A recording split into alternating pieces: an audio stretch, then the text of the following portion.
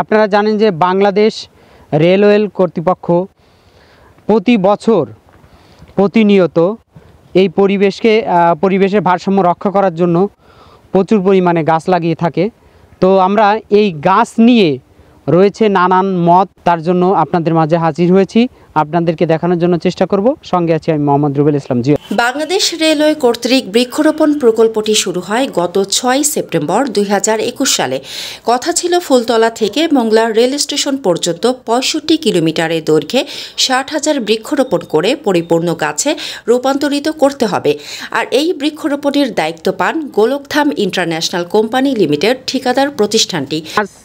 কত কিলোমিটার জায়গা নিয়ে গাছ লাগানো আপনাদের সাথে কথা হয়েছে? আমাদের সাথে আপনার ফুলতলা থেকে মোংলা হতে প্রায় 60-62 কিলো কি 65 কিলো।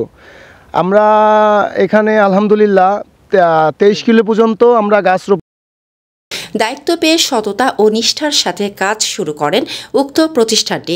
ফুলতলা থেকে রূপসা ব্রিজ ওয়ান সাইড পর্যন্ত 23 কিলোমিটারে 20,195টি গাছ লাগাতে সক্ষম হন। এরই মধ্যে রয়েছে বনজ গাছ, ফলের গাছ, ঔষধি গাছ সহ বিভিন্ন প্রজাতি গাছ।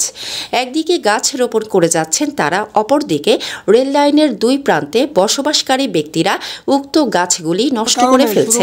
দেখেন আমাদের এই গাছগুলা কিভাবে নষ্ট করে তারা তাদের আবাদ ফসল কখনো ভেঙে ফেলছেন, কখনো বা কেটে নিয়ে যাচ্ছেন জ্বালানি কাঠের জন্য, আবার কখনো বা গোড়া থেকে তুলে ফেলে দেওয়া হচ্ছে উক্ত গাছগুলি।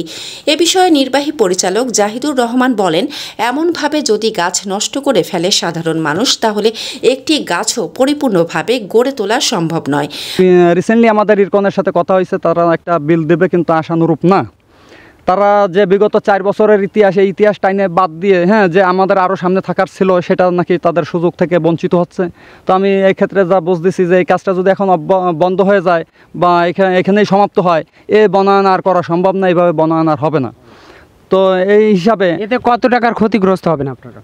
এতে আমরা প্রায় 1,20,00,000 টাকা এই প্রজেক্টে এই পর্যন্ত আপনার শিডিউলের বাইরে না, শিডিউল নিয়ন্ত্রণ মাফিকই আমরা এখানে পরিচর্যা করে আসতেছি।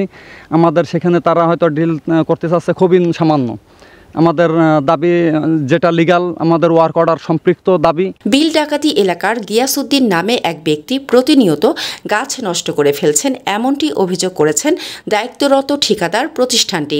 উক্ত প্রতিষ্ঠানের দায়িত্বরত কর্মকর্তারা বলেন, কিছু গাছ সুন্দর তরুতাজাভাবে গড়ে উঠেছে, ধরেছেন নানান প্রকার ফল। বর্তমানে বৃক্ষরোপণের দায়িত্ব পালন করছেন নির্বাহী পরিচালক জাহিদুর রহমান জুয়েল, মোহাম্মদ সোনাউল্লাহ ভুইয়া বাবু পরিচালক মাঠ কর্মকর্তা, জনাব রিপমম চক্রবর্তী প্রশাসন পরিচালক, মোহাম্মদ ইমরান শেখ লাইনম্যান, রেজাউল মোড়ল সহ আরও অনেকে।